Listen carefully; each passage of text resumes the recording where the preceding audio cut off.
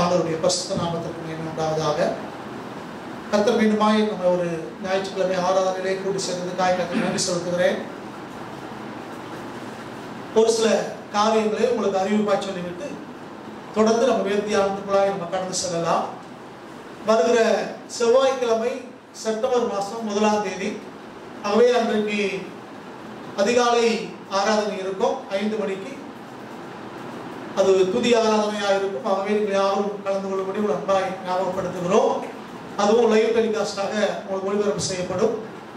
1ஆம் தேதி முதற்கொண்டு மாலையிலே 7 மணிக்கு அந்தந்த பகுதியிலே வீட்டு கூட்டங்கள் தினசரி நடக்கும். அதில் அந்தந்த பகுதியில் இருக்கிறவர்கள் உங்களுக்கு வாட்ஸ்அப்பில் அறிவிக்கிறபடி அந்த பகுதியிலே பங்கு வரும்படியும் ஞாபகப்படுத்துகிறோம். மத்திய அரசாங்க அறிவுறுத்தல்படி 21ஆம் தேதி சபைகள் திறக்கலாம் என்று சொல்லியிருக்கிறார்கள். அன்றைக்கு தமிழக அரசாங்கத்திலிருந்து இந்த மாதிரி இல்லாவிட்டால் அந்த 21ஆம் தேதி மாலை 6 மணிக்கு ஒரு ஸ்தோத்திர ஆராதனையை சபையில வைத்து நடைபெறும். 21ஆம் தேதி திங்கட்கிழமை வருகிறது. அந்த திங்கட்கிழமை மாலை 6 மணி பக்கமாக சபையிலே வைத்து ஸ்தோத்திர ஆராதனை இருக்கும். அதைத் தொடர்ந்து எல்லா ஆராதனைகளும் வழக்கம் போல் நடைபெறும். இன்றைய வேத தியானத்துக்கு நம்ம திரும்பலாம். இந்த நாளிலே நம்ம தியானிக்க போகிற சத்தியம் சோதனை அப்படிங்கிற வார்த்தை குறித்து தியானிக்க போகிறோம். இன்றைக்கு கிறிஸ்தவ வட்டாரங்களிலே இந்த சோதனை அப்படிங்கிற வார்த்தை மிகவும் குழப்பத்துக்குரிய ஒரு வார்த்தையாக இன்றைக்கு பயன்படுத்தப்படுவதை பார்க்கிறோம். சரியான புரிதல் இல்லாதபடினாலே பல பேர் இந்த வார்த்தையை கேட்டாலே பயப்படுகிறதும், சில பேர் அதை தவறாய் புரிந்து கொண்டிருப்பதை நாம் பார்க்கிறோம். அப்ப இந்த வார்த்தையை குறித்து தான் நம்ம இன்னைக்கு தியானிக்க போகிறோம். இதற்கு ஆதாரமாக நம்ம இன்னைக்கு வாசிக்க போகிற வேத பகுதி பரிசுத்த யாக்கோபு எழுதிய நிருபம். யாக்கோபு நிருபம் 1ஆம் அதிகாரம் 2ல இருந்து 4 வரைக்கும் வாசிக்கலாம். என் சகோதரரே, நீங்கள் பலவிதமான சோதனைகளில் அகப்படும் பொழுது உங்கள் விசுவாசத்தின் பரீட்சையானது பொறுமையை உண்டாக்கும் என்று அறிந்து அதை மிகுந்த சந்தோஷமாக எண்ணுங்கள். நீங்கள் ஒன்றிலும் குறைவுள்ளவர்களாய் இராமல் பூரணராயும் நிறைவுள்ளவர்களாய் இருக்கும்படி பொறுமையானது பூரண கிரியை செய்ய கடவுது. ஸ்தோத்திரம். கர்த்தருடைய பரிசுத்த நாமத்துக்கு மகிமை உண்டாகட்டும். இந்த சோதனை அப்படிங்கிற வார்த்தைய படிக்கிறதுக்கு முன்னால வேதத்திலே சிட்சை என்று ஒரு வார்த்தை இருக்கிறது. இந்த சோதனை சிட்சை இந்த 2 வார்த்தைக்கும் உள்ள வித்தியாசத்தை நம்ம முதலாவது புரிந்து கொள்ள வேண்டும். சோதனை என்பது வேறு, சிட்சை என்பது வேறு. இந்த சிட்சை அப்படிங்கிற வார்த்தையை நீங்க பைபிள்ல பார்க்கணும் அப்படின்னா நல்ல புரிந்து கொள்வதற்காக நான் சொல்லுகிறேன். எபிரேய ஆகியோம் 18ஆம் அதிகாரம் 5ல இருந்து 8 வரைக்கும் வாசிக்கும் போது அந்த அழகாய் அதுக்கு விளக்கம் கொடுக்கிறார். எபிரேய நிருபம் 18ஆம் அதிகாரம் 5ல இருந்து 8 வரைக்கும் வாசிங்க. அன்றியும் என் மகனே, கர்த்தருடைய சிட்சையை அற்பமாக எண்ணாதே. அவரால் கடித்துக் கொள்ளப்படும் போது சோர்ந்து போகாதே. கர்த்தர் எவரிடத்தில் அன்பு கூறுகிறாரோ அவனை அவர் சிட்சித்து தாம் சேர்த்துக் கொள்கிற எந்த மகனையும் தண்டிக்கிறார் என்று பிள்ளைகளுக்கு சொல்லுகிறது போல உங்களுக்கு சொல்லியிருக்கிற புத்திமதியை மறந்தீர்கள். நீங்கள் சிட்சையை சகிக்கிறவர்களாய் இருந்தால் தேவன் உங்களை புத்திரராக எண்ணி நடத்துகிறார். தகப்பன் சிட்சியாத புத்திரன் உண்டோ? பாருங்க, இங்கே இந்த எபிரேய நிருபத்தின் ஆக்கியோன் மிக தெளிவாய் சிட்சைக்கு விளக்கம் கொடுக்கிறார். தேவன் சிட்சிக்கிறாரா எப்படின்னா தகப்பன் தன் பிள்ளையை சிட்சிக்கிறது போல என்று அவர் சொல்லுகிறார். அப்போ இந்த சிட்சைங்கிற வார்த்தைக்கு என்ன அர்த்தம் அப்படின்னா, ஒரு ஆசிரியர் மாணவனை திருத்துவது போல, பெற்றோர் பிள்ளைகளை திருத்துவது போல அவர்களுக்கு சின்ன சின்ன தண்டனைகளை கொடுத்து அல்லது அவர்களை புத்திமதி சொல்லி அவர்களை அறிவுரைப்படுத்தி அவர்களை திருத்துவதற்காக அவர்கள் டிசிப்ளினுக்குள்ள கொண்டு வருவதற்காக செய்வதற்கு பேர் தான் சிட்சை. இங்க சொல்லுகிறாரு, தகப்பன் சிட்சியாத புத்திரன் உண்டோ அப்படிங்கிறார். அப்ப தகப்பமார் கண்டிப்பாக தன் பிள்ளைகளை சிட்சிப்பாங்க. எதுக்காக சிட்சிக்கிறாங்க? அவங்களை திருத்துவதற்காக சிட்சிக்கிறாங்க. கையெழுத்து சரியில்லை அப்படின்னா டீச்சரை உடனே இம்போசிஷன் கொடுக்குறாங்க. இத்தனை தடவை எழுதிட்டு வா, அவ்வளவு தூரம் எழுதிட்டு வா, மனப்பாடம் பண்ணி ஒப்பிக்க சொல்றாங்க. தப்பன்னா திரும்ப படிச்சுட்டு வா அப்படிங்கிறார். இதுதான் சிட்சை. சிட்சை என்பது நம்மளை தண்டித்து வேதனைப்படுத்துவதற்கல்ல, நம்மளை தண்டித்து சரிப்படுத்துவதற்காக செய்ததுதான் சிக்ஷை. இந்த சிக்ஷையை செய்வது ஆண்டவர். தேவன் அல்லது பெற்றோர் நம்முடைய பிள்ளைகளை சரிப்படுத்துவதற்காக சிக்ஷிக்கிறார்கள், நம்மளை மேன்மைப்படுத்துவதற்காக சரிப்படுத்துவதற்காக நடக்கிறது. ஆனால் சோதனை என்பது வேறு. சோதனை எப்படி நமக்கு வருது அப்படின்னு பார்த்தீங்கன்னா, சுயத்தினாலே, நம்முடைய சுய இச்சையினாலே நமக்கு சோதனை வருகிறது. இரண்டாவது, சாத்தான் நம்மளை சோதிக்கிறார். அதை நம்ம விவரமாவே படிக்கலாம்.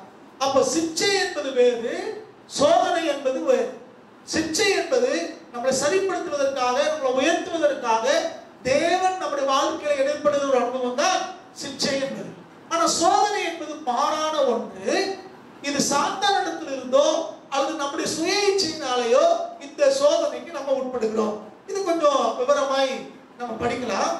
இப்போ நம்ம வாசித்த வேத பகுதியிலே திரும்ப பாருங்க. யாக்கோபு 1 அதிகாரம் 2-4 வரைக்கும் வாசித்தீங்கன்னா இங்க அவர் சொல்றாரு, என் சகோதரரே, நீங்கள் பலவிதமான சோதனைகளில் அகப்படும் போது அப்படிங்கிறார். அகப்படுவதுன்னா என்னது? நம்ம போய் சிக்கிக் கொள்றோம். அப்ப இன்னொருத்தர் இதுக்கு காரணமா இருக்கிறார், அதிலே நம்ம சிக்கிக் கொள்கிறோம். பலவிதமான சோதனைகளில் அகப்படும் போது உங்கள் விசுவாசத்தின் பரீட்சையானது பொறுமையை உண்டாக்கும் என்று அறிந்து.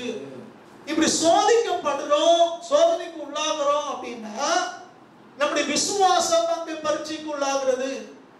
ஏன் இது எனக்கு சம்பவித்தது, ஏன் இந்த உபத்திரம் வருகிறது, ஏன் இந்த போராட்டம் வருகிறது என்று நம்முடைய விசுவாசம் அங்கே பரீட்சிக்கப்படுகிறது. இந்த விசுவாச பரீட்சையானது நமக்கு பொறுமையை உண்டாக்குகிறது என்று அறிந்து அது மிகுந்த சந்தோஷமாக எண்ணுங்கள் அப்படிங்கிறார். சோதனைக்கு காரணம் கர்த்தர் அல்ல. கர்த்தர் தீங்கினாலே பொல்லாங்கினாலே நம்மளை சோதிக்கிறவர் அல்ல. சோதனைக்கு காரணம் நம்முடைய சுய இச்சை ஒன்று. இரண்டாவது சாத்தான். நம்ம படிக்கலாம், சாத்தான் காரணமா இருக்கிறான். இப்படி சாத்தானாலே நம்ம சோதிக்கப்பட்டாலும், நம்ம சோதனைக்குள்ளே அகப்பட்டு கொண்டாலும், இந்த சோதனைகளானது நமக்கு விசுவாச பரீட்சையை உண்டாக்கி இதனாலே நமக்கு பொறுமை உண்டாகிறது என்று அறிந்து நம்ம வரக்கூடிய சோதனை எல்லாம் நம்ம மிகுந்த சந்தோஷமா எண்ணுங்கள் அப்படிங்கிறார். கவுண்ட் இட் பி ஜாய் அப்படிங்கிறார். இது ஒரு சந்தோஷமா எண்ணுங்கள், சந்தோஷப்படுங்க. நம்ம சோதனை வருது, பிரச்சனை வருதுன்னா ஐயோ சோதனை வந்துருச்சே, போராட்டம் வந்துருச்சே அப்படின்னு வேதனைப்படாம சந்தோஷப்படுங்க. ஏன்னா இந்த சோதனை நமக்கு பொறுமையை உண்டாக்கும். இந்த சோதனை நம்முடைய விசுவாசத்தை வர்த்திக்க பண்ணும். இந்த சோதனை உங்களை என்னையோ உயர்த்துவதற்கு காரணமாக அமையும். தேவன் சிச்சித்து உயர்த்துகிறார். சாத்தான் நம்மளை கெடுப்பதற்காக, நம்மளை சோர்வுக்குள்ளாக்குவதற்காக, நம்மளை பின்வாங்கி போக பண்ணுவதற்காக அவன் நமக்கு சோதனையை கொண்டு வந்தானோ, கர்த்தர் அந்த சோதனை மத்தியிலே நம்மளை விசுவாசத்தை பலப்படுத்தி தேவன பட்சத்தில் இருந்து நம்மளை உயர்த்துகிற ஆண்டவராக இருக்கிறார். அதனால அவர் சொல்றாரு, உங்களுக்கு பலவிதமான சோதனை வந்தா கூட நீங்க சோர்ந்து போக வேண்டியதில்லை, நீங்க மிகுந்த சந்தோஷமாக எண்ணுங்கள் என்று அவர் சொல்கிறார். அடுத்து சொல்றாரு பாருங்க 4 வசனத்துல, நீங்கள் ஒன்றிலும் குறைவுள்ளவர்களாய் இராமல் பூரணராயும் நிறைவுள்ளவர்களாய் இருக்கும்படி பொறுமையானது பூரண கிரியை செய்ய கடவுது. அப்ப சோதனை வரும்போது நமக்கு என்னது வேணுமா? பொறுமை தேவை. மிகுந்த பொறுமையா இருங்க. சோதனை வரும்போது மிகுந்த பொறுமையா இருங்க. அவிசுவாசமா பேசாதீங்க, தேவையில்லாத வார்த்தைகளை அளப்பாதீங்க, ரொம்ப பொறுமையா இருங்க. கர்த்தர் சோதனைகளை ஜெயிக்க பலன் கொடுப்பார் என்றுதான் இங்க அவர் பேசுகிறார். இன்னும் கொஞ்சம் விவரமாகவே நம்ம படிக்கலாம்னு நினைக்கிறேன். கவனிங்க, சோதனம். இந்த சோதனைக்கு முதல் காரணம் யார்? இங்க பாருங்க. இப்போ இதே யாக்கோபு 1 அதிகாரம் 13வது வசனத்தை பாருங்க. 13, 14 நான் உங்களுக்காக வாசிக்கிறேன். சோதிக்கப்படுகிற எவனும் நான் தேவனால் சோதிக்கப்படுகிறேன் என்று சொல்லாதிருப்பானாக. அப்ப முதல் காரியமே சொல்லிட்டாரு, சோதிக்கப்படுகிற எவனா இருந்தாலும் சரி நான் தேவனால் சோதிக்கப்படுகிறேன் என்று இருப்பானாக. அப்ப தேவன் நம்மை சோதிக்கிறவர் அல்ல என்பதில் உறுதியா இருக்கும். அப்ப சோதனைக்கு காரணமே யாருதான்? சாத்தான் தான். அல்லது நம்முடைய சுய இச்சை தானே ஒழிய கர்த்தர் நம்மை சோதிக்கிறவர் அல்ல. கர்த்தர் நம்மை சிட்சிப்பார், ஆனால் அவர் சோதிக்கிறவர் அல்ல. ரெண்டுக்கும் வித்தியாசம் இருக்கிறது. அப்ப தெளிவாய் யாக்கோபு சொல்கிறார், சோதிக்கப்படுகிற எவனும் நான் தேவனால் சோதிக்கப்படுகிறேன் என்று சொல்லாதிருப்பானாக. தேவன் பொல்லாங்கினால் சோதிக்கப்படுகிறவர் அல்ல, ஒருவனையும் அவர் சோதிக்கிறவரும் அல்ல. தேவன் ஒருத்தரையும் சோதிக்கவும் மாட்டார்.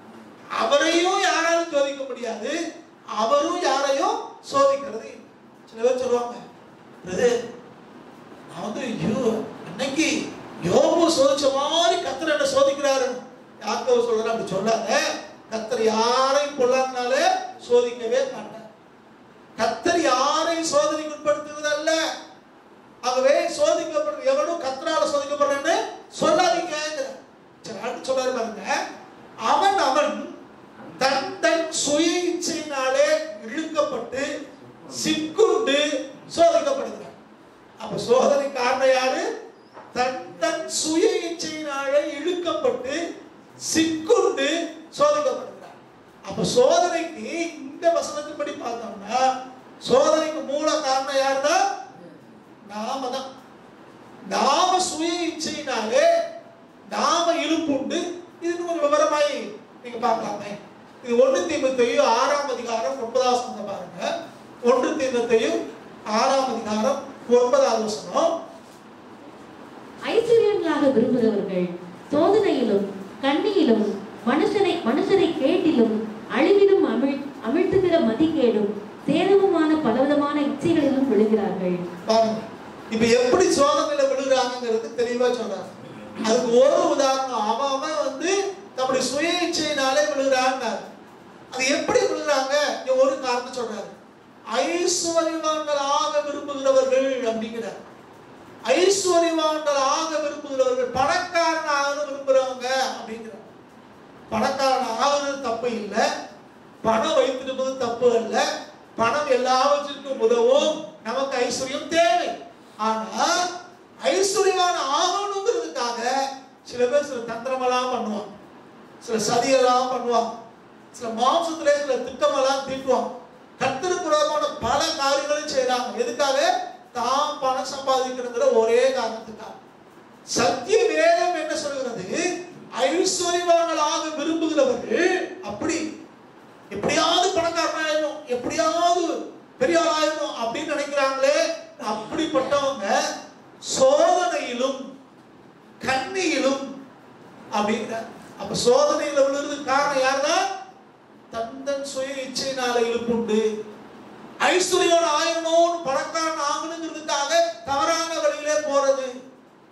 ஐஸ்வர்யவான்கள் ஆக விரும்புகிறவர்கள் சோதனையிலும் கண்ணியிலும் மனுஷரை கேட்டிலும் அழிவிலும் அமழ்த்துகிற மதிகேடும் சேதமுமான பலவித இச்சைகளிலும் விழுகிறார்கள். அப்ப அவன் தன்னுடைய சுய இச்சையினால இழுப்புண்டு சோதிக்கப்படுகிறான் அப்படிங்கிற.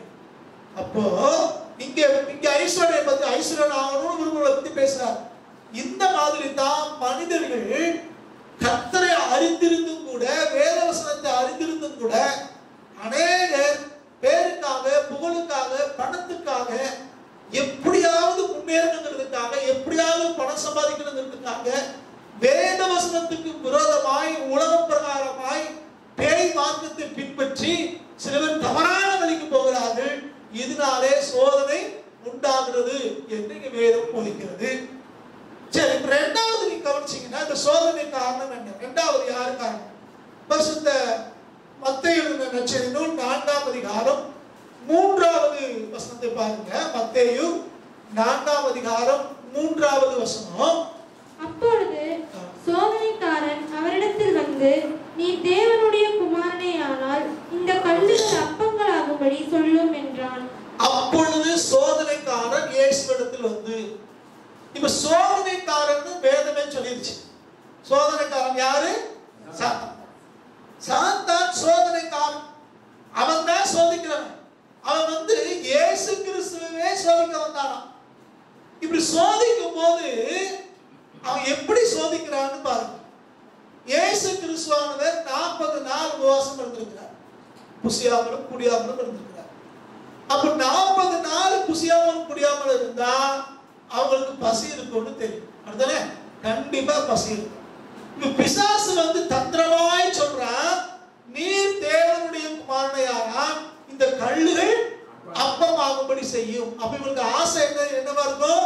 சாப்பிடணும். ஒரு அப்பம் கிடைக்காதா அப்படின்னு நினைக்கிற நேரத்துல சாத்தா வந்து எப்படி சோதிக்கிறான்னா, அவருக்கு என்ன தேவை இருக்கோ அதை புரிந்து கொண்டு அதுக்கு ஏற்ற விதத்திலே பேசுகிறான்.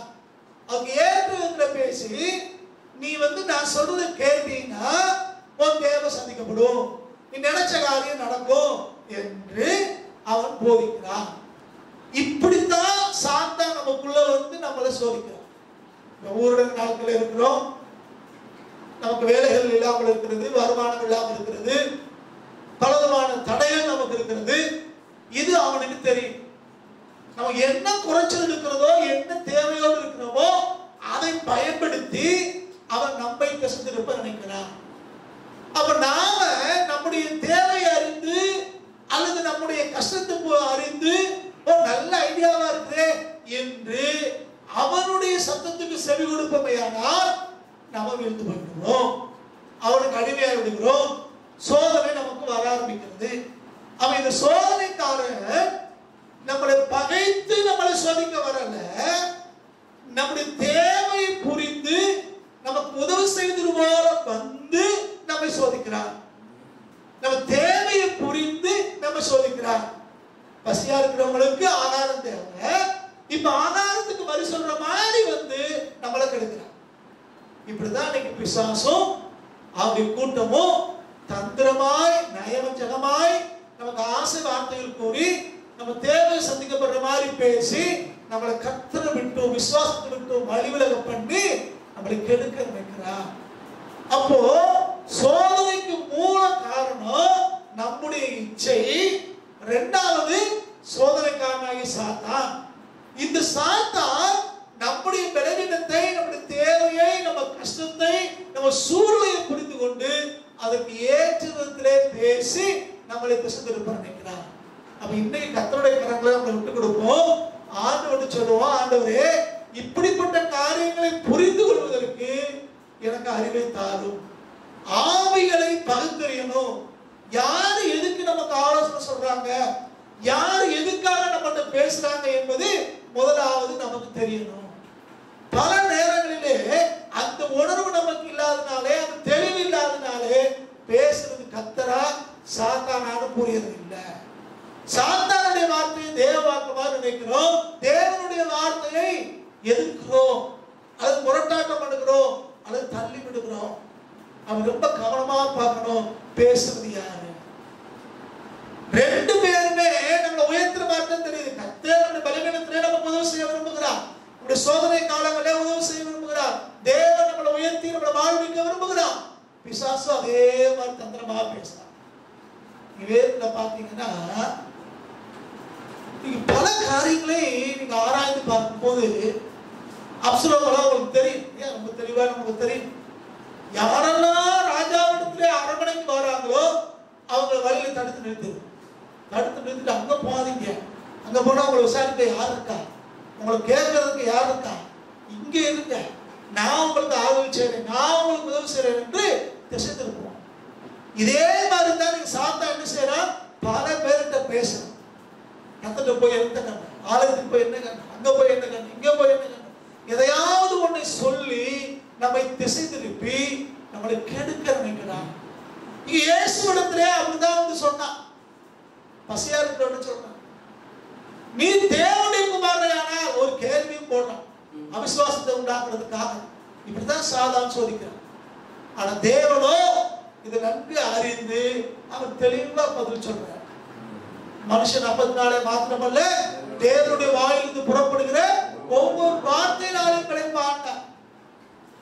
அப்ப இன்றைக்கு எந்த விதத்திலே சாத்தா நம்ம கூட பேசினாலும், நம்மளை வழிவிலக வைக்க நினைச்சாலும், நாம தெளிவாய் ஒரு காரியத்திலே இருக்க வேண்டும். கர்த்தர் எனக்கு போதுமானவர், அவருடைய வார்த்தை நமக்கு போதுமானது. அவர் நம்மளை வாழ வைப்பார், அவர் நம்ம உயர்த்துவார், அவர் நம்ம தேவைகளை சந்திப்பார், அவர் நம்ம எதிர்காலத்தை பொருட்படுத்திக் கொள்வார் என்ற விசுவாசத்திலே உறுதியா இருந்தோம்னா இந்த சோதனைக்காரனாலே ஒன்றும் நம்ம செய்யவே அப்ப சோதனைக்கு காரணம் ஆண்டவர் அல்ல, சாத்தான். அவன் நம்ம தேவைகளை, கஷ்டங்களை, சூழலை புரிந்து கொண்டு நம்மளை திசை திருப்பும்படி அவன் காரியங்களை செய்கிறார். இப்ப 1 தெசலோனிக்கேயர் 3ஆம் அதிகாரம் 4-5 நான் உங்களுக்கு வாசிக்கிறேன். 1 தெசலோனிக்கேயர் 3ஆம் அதிகாரம் 4-5 வாசிக்கிறேன். நமக்கு உபத்திரவம் வரும் என்று நாங்கள் உங்களிடத்தில் இருந்தபோது உங்களுக்கு முன்னறிவித்தோம். அப்படியே வந்து நேரிட்டது என்றும் அறிந்திருக்கிறீர்கள். ஆகையால் நாம் இனி பொறுத்திருக்க கூடாமல் எங்கள் வேலை வீணாய் போகத்தக்கதாக சோதனைக்காரன் உங்களை சோதனைக்கு உட்படுத்தினது உண்டோ என்று உங்கள் விசுவாசத்தை அறியும்படிக்கு அவனை அனுப்பினேன் அப்படின்னு பவுலடியார் சொல்றாரு. நான் உங்களுக்கு முதல்ல சொல்லிட்டேன், உபத்திரவம் வரும்னு சொல்லி இருந்தேன், அதுபடிதான் இப்ப நேரிட்டு இருக்கு அப்படின்னு. எப்படி அவரால் முன்னால சொல்லப்பட்டுச்சு அப்படின்னா, இந்த பூமியில இருக்கிற வரைக்கும் போராட்டங்கள், உபத்திரவங்கள் கண்டிப்பாக உண்டு. போராட்டம் இல்லாம, உபத்திரவம் இல்லாம, சோதனை இல்லாம ஒரு வாழ்க்கை இல்லை. ஆனாலும் கிறிஸ்து இயேசுவுக்குள்ளாய் நீங்கள் நான் இருக்கிறபடினாலே இந்த பிசாசுடைய சோதனைகளை, போராட்டங்களை, உபத்திரவங்களை நீங்கள் நானும் ஜெயிக்க முடியும். உபத்திரவம் உண்டு, ஆனாலும் ஜெயித்தேன் ஆண்டவர் சொல்றார். அப்ப நீங்கள் நானும் ஆண்டு பிள்ளைகள்னாலே இந்த உலகத்துல எத்தனை போராட்டம் வந்தாலும், உபத்திரவம் வந்தாலும் நீங்கள் நானும் ஜெயிக்க முடியும்.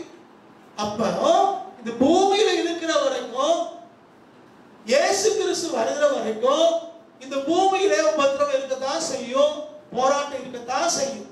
ஆனாலும் கர்த்தருடைய பிள்ளைகள் இந்த போராட்டத்தை மேற்கொள்ள முடியும், இந்த போராட்டத்தை ஜெயிக்க முடியும். நீங்களும் நானும் வின்னிங் சைடுல இருக்கிறோம், ஜெயிக்கிற பக்கத்துல இருக்கிறோம். ஆகவே எத்தனை போராட்டம் வந்தாலும், எத்தனை உபத்திரவம் வந்தாலும் நீங்கள் நானும் கவலைப்பட வேண்டிய அவசியம் இல்லை.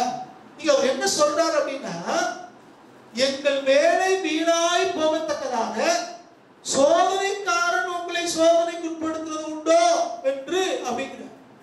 அப்ப சோதனைக்காரனுடைய நோக்கம் என்னன்னா, நம்ம விசுவாச வாழ்க்கையை வீணாக்க வேண்டும், நம்முடைய பிரயாசங்களை வீணாக்க வேண்டும், கிறிஸ்துவுக்குள்ள வளர்ந்திருக்கிற அந்த உயர்வை வீணாக்க வேண்டும், நம்மளை பின்வாங்க செய்யணும். இதுதான் அவனுடைய தந்திரம். இதுக்கு தான் அவன் எல்லா வேலையும் செய்யறான். இது புரிந்து கொண்டுதான் பவுலடியார் சொல்றாரு, நீங்க உங்களுக்கு அப்படி நேரிட்டதோ என்று அறியும்படிக்கு உடனே வழியாக்காரவனை அனுப்புனேன் அப்படிங்கிற. உங்கள் விசுவாசத்தை அறியும்படிக்கு தான் அனுப்புனேங்கிற. அப்ப போராட்டம் வரும்போது, சோதனை வரும்போது, உபத்திரம் வரும்போது பிசாசு எதுக்காக இதை கொடுக்கிறான் என்பதை புரிந்து கொள்ள வேண்டும். நம்ம சோர்ந்து போக பண்ணி நம்ம விசுவாசத்தை விட்டு விளக்குவதற்காகத்தான் பிசாசு எல்லாத்தையும் செய்யணும்.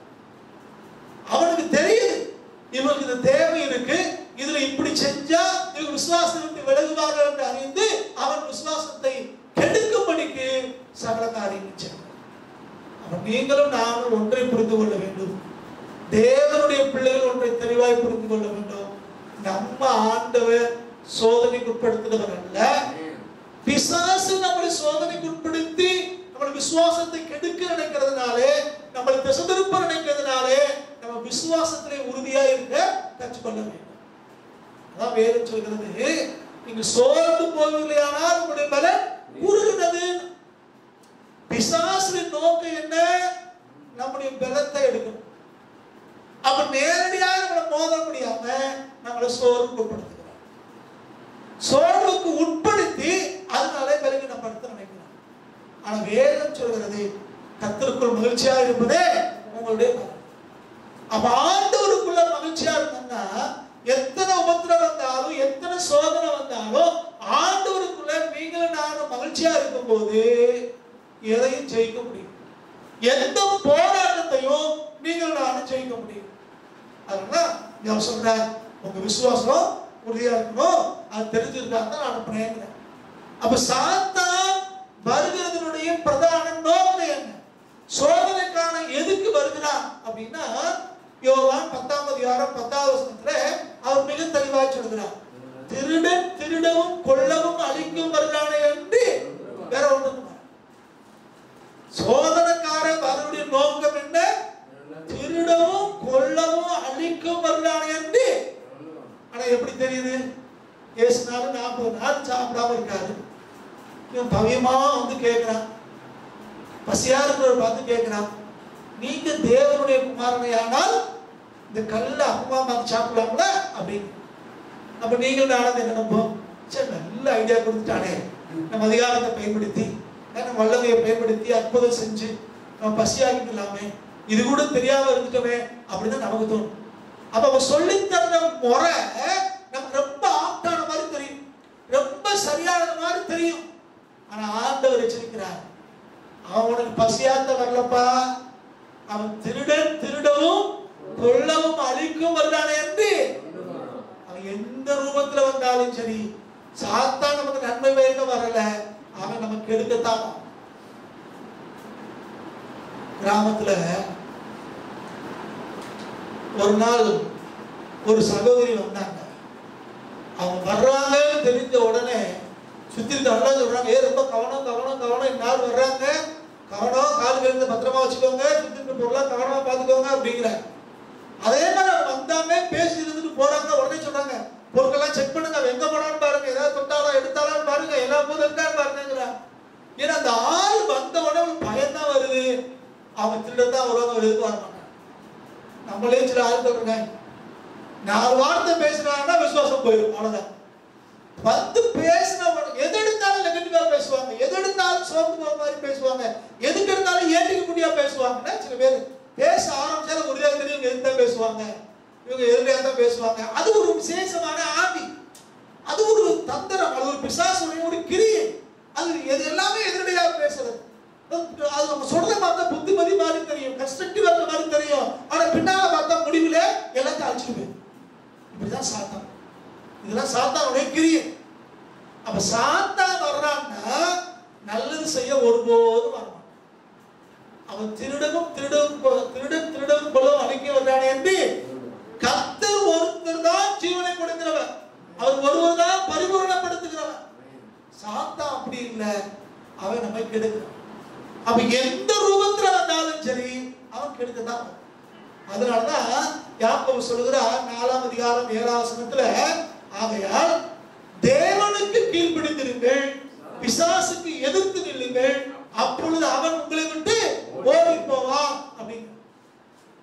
தேவனுக்கு கீழ்ப்படியணும், தேவனுடைய வார்த்தையை கேட்கணும். ஆனா பிசாசு எந்த ரூபத்துல வந்தாலும் சரி, அவன் எப்படி பேசினாலும் சரி, அவனை எதிர்த்து தான் நிற்கணும். பிசாசுக்கு எதிர்த்து நில்லுங்கள், அப்பொழுது அவன் உங்களை விட்டு ஓடி. ரொம்ப அன்பா பேசி, அவர் நமக்கு புத்தி தானே சொல்றாரு, அவர் நமக்கு ஆலோசனை தானே சொல்றாரு அப்படின்னு உட்கார்ந்து செவி கொடுத்து கேட்டோம்னா நீங்கள் தானே ஏமாந்துருவீங்க. அதனால தெளிவா சொல்றாரு, பிசாசுக்கு எதிர்த்து நில்லுங்கள், அப்பொழுது அவன் உங்களை விட்டு ஓடி போவான். பிசாசுக்கு நமக்கு எந்த உறவு முறையும் கிடையாது, பிசாசுக்கு நமக்கு எந்த ஐக்கியமும் இருக்கக்கூடாது. அவன் கடைசி வரைக்கும் அவன் யார்தான்? சத்துரு. அவன் நம்ம எல்லாருக்கும் தெரியும், நெகேமியாவுடைய சரித்திரம் தெரியும்.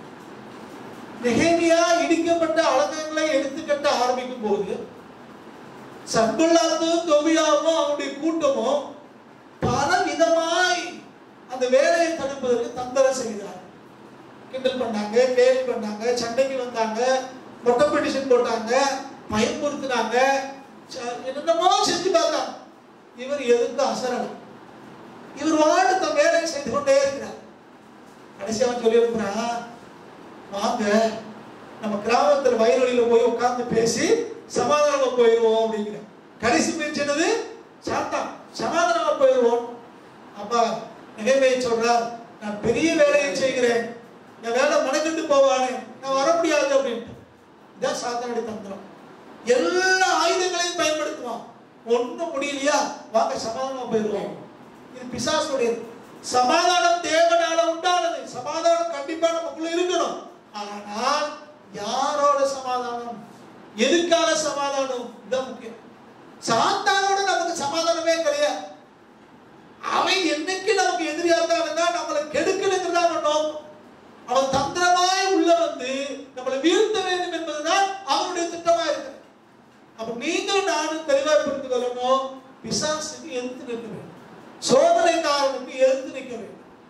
அவன் எந்த விதத்துல வந்தாலும் சரி நம்ம அவனை சொல்லணும், எப்பா நீ போயிட்டு வா, உனக்கு எனக்கும் சம்மந்தம். சோ நாங்க கர்த்தருடைய பிள்ளைகள்.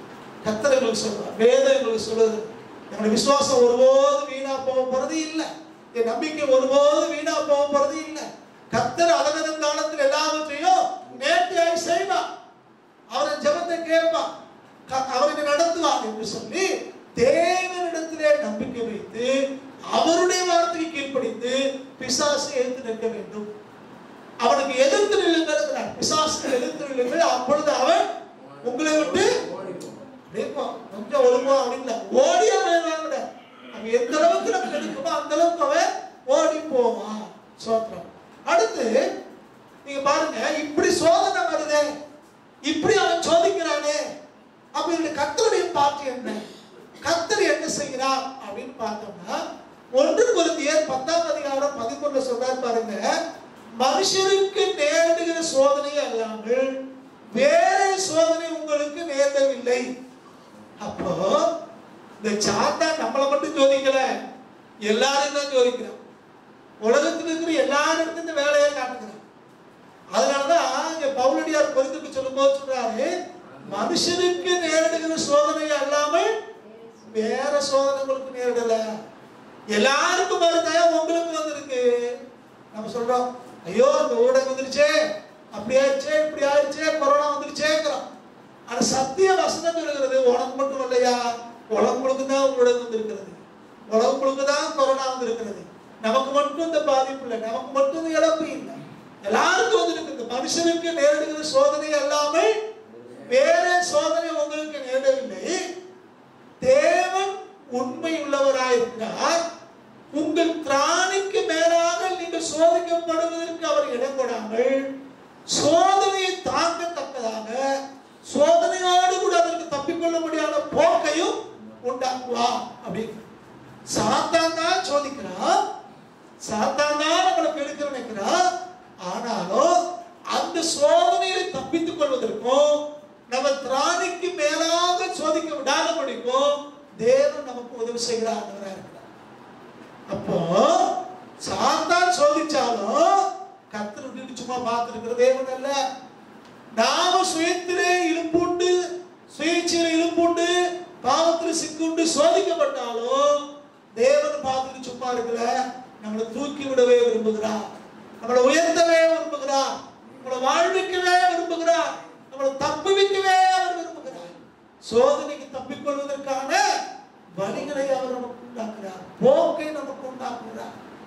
அப்ப சோதனை பிசாசால உண்டாகிறது, இது எல்லாருக்கும் உண்டாகிற சோதனை தான்.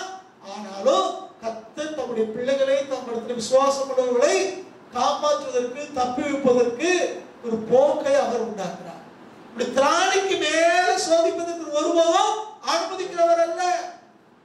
மனுஷனுக்கு நேரிடுகிற சோதனை அல்லாமல் வேற சோதனை உங்களுக்கு நேரிடவில்லை அப்படிங்கிற. அப்ப இன்னைக்கு என்ன போராட்டம், உபத்திரமோ, சோதனை வந்திருந்தாலும் எல்லாருக்கும் உண்டானதான் நமக்கும் வந்திருக்குது. ஆனாலும் நம்முடைய தேவனாகிய கர்த்தர் அவ எல்லாவற்றையும் விடுதலையாக்கி விலக்கி உங்களை என்னையும் காக்கிற ஆண்டவராக இருக்கிறார். இது பேதுரு இன்னும் விரிவாக வித்தியாசமா எடுத்துக்கிறார். 1 பேதுரு 1ஆம் அதிகாரம் 6வது வசனம். 1 பேதுரு 1ஆம் அதிகாரம் 5, 6 நான் வாசிக்கிறேன். கடைசி காலத்திலே வெளிப்பட ஆயத்தமாக்கப்பட்டிருக்கிற ரட்சிப்புக்கு ஏதுவாக விசுவாசத்தை கொண்டு தேவனுடைய பலத்தினாலே காக்கப்பட்டிருக்கிற உங்களுக்கு அந்த சுதந்திரம் பரலோகத்திலே வைக்கப்பட்டிருக்கிறது.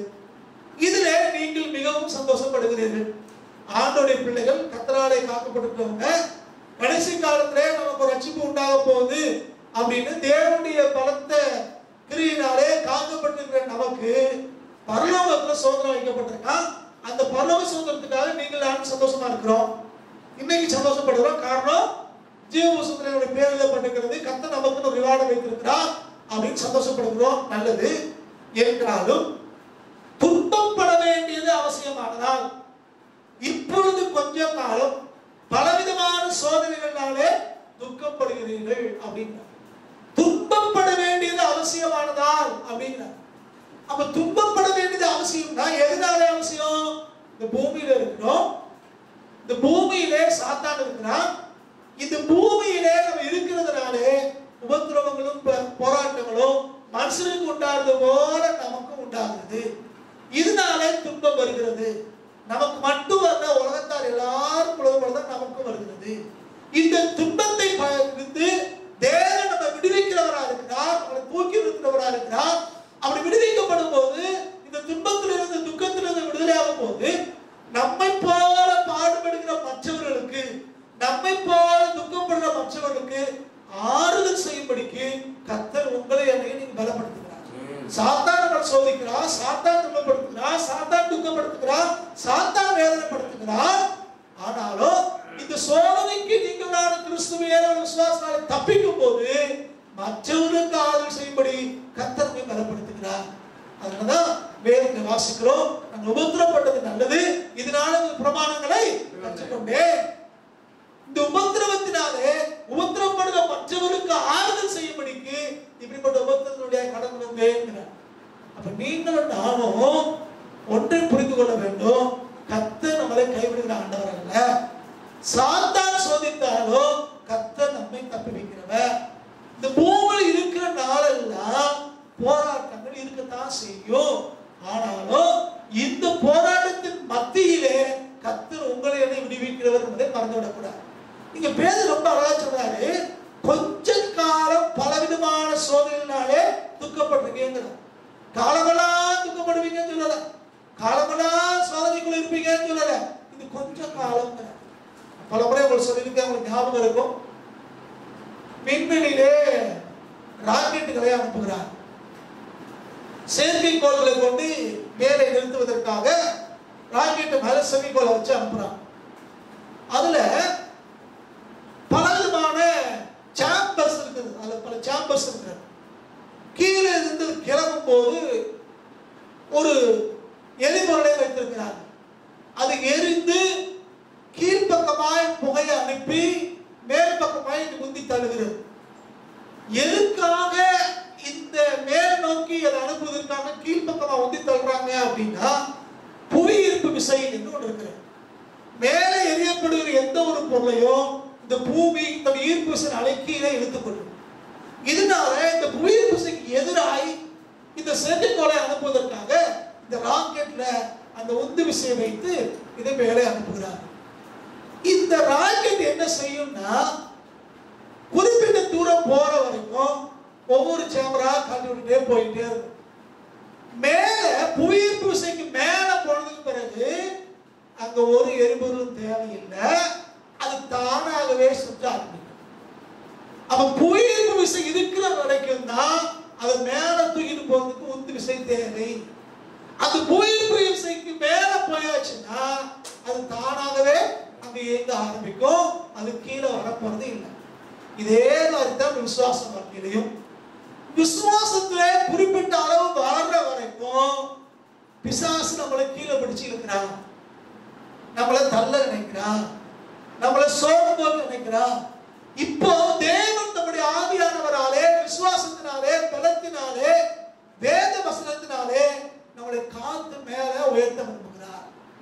அப்போ இந்த புவியீர்ப்பு விசை எவ்வளவு தூரம் இருக்கோ அது வரைக்கும் தான் இந்த பூமி இழுக்க முடியுமே ஒழிய அதுக்கு மேல இழுக்க முடியாது. அதே மாதிரி விசுவாசத்திலையும் மீண்டும் நானும் குறிப்பிட்ட தூரம் வளர்ற வரைக்கும் தான் இந்த உலகம் நம்மளை கீழே இழுக்க முடியும், பிசாசு நம்மளை கீழே இழுக்க முடியும். இந்த போராட்டமும் சோதனையும் துக்கமும் வேதனையும் நம்மளை கண்ட்ரோல் பண்ண நினைக்கும். அதுக்கு மேல கிறிஸ்துவுக்குள்ளாய் நீங்கள் நானும் வளர வளர வளர இதெல்லாம் ஒண்ணுமே இல்லை, ஒரு பொருட்டல்லங்கிற நிலைமைக்கு நம்ம போய் விடுவோம். அந்த நிலைமைக்கு தான் கர்த்தர் உங்களை உடனே உயர்த்த விரும்புகிறார். அப்படிப்பட்ட மேன்மையான நிலைமையில வரணுங்கிறதா தேவனுடைய நோக்கமா இருக்கிறது. அவன் புவியின் விசை இருக்கிற வரைக்கும் தான் அது கீழே இருக்கும். இந்த பூமியில இருக்கிற நாளளவும் நமக்கு போராட்டம் உண்டு.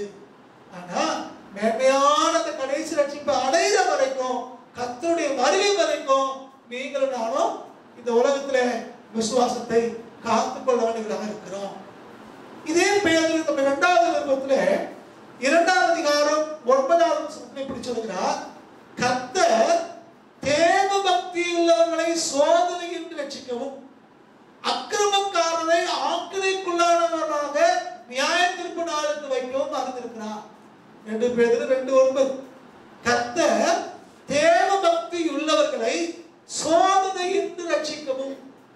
அப்ப இந்த சோதனை வந்தாலும் தேவ பக்தியோடு யாரெல்லாம் இருக்காங்களோ அவர்களை இந்த சோதனையிலிருந்து கர்த்தர் ரட்சிக்கிறார். அப்ப உங்களுக்கு எனக்கும் ஒரு ரட்சிப்பு, ஒரு மீட்பு இருக்கிறது. அது கர்த்தராலே உண்டானதா இருக்கிறது.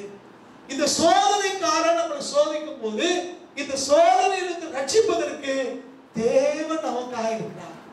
கர்த்தர் நம்மளை பாதுகாக்கிறவர். யாரை பாதுகாக்கிறார்? யாரும் சோதனை ரட்சிக்கிறார்? தேவ பக்தி உள்ளவர்களை.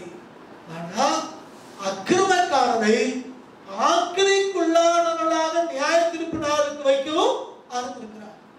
அக்கிரமக்காரருக்கு இந்த சோதனை வரும்போது அவங்க தப்பிக்கப்படுகிறது இல்ல, அவங்க ஆக்கினை தீர்ப்புக்காக வைக்கப்படுகிறார்கள். ஆனா தேவ பக்தி உள்ளவர்களோ சோதனையின்றி ரட்சிக்கும்படிக்கு கர்த்தர் நமக்கோடு இருக்கிறார்.